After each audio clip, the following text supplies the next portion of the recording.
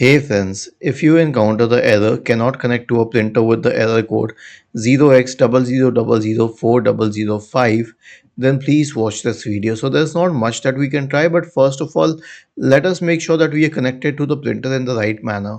So check your Wi-Fi networks here and check if the printer symbol is here. Now I don't have that, that's why it's a problem. And you're not supposed to be connected to the printer, you need to be connected to the Wi-Fi network with which you are actually connected while connecting the printer.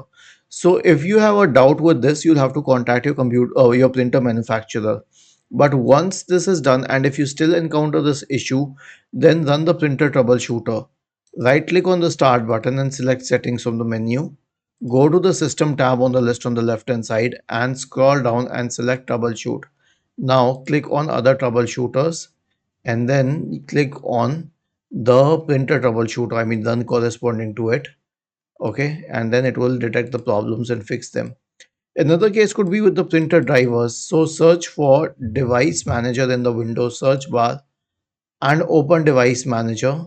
Expand the list for print queues and then find the printer here, printer drivers, and then update them. The last solution will be a network reset, which will entail a lot of commands. So one solution for a lot of problems. Right click on the start button and select settings from the menu. Now you can go to the network and internet tab on the list on the left hand side. In the right pane, you can select advanced network settings. Then you can select network reset and finally click on reset now and then finally click on yes. Was this helpful? If yes, then please subscribe to the channel, and if not, then let us know in the comment section of the video on how we could help you further. Thank you for watching this video and have a nice day.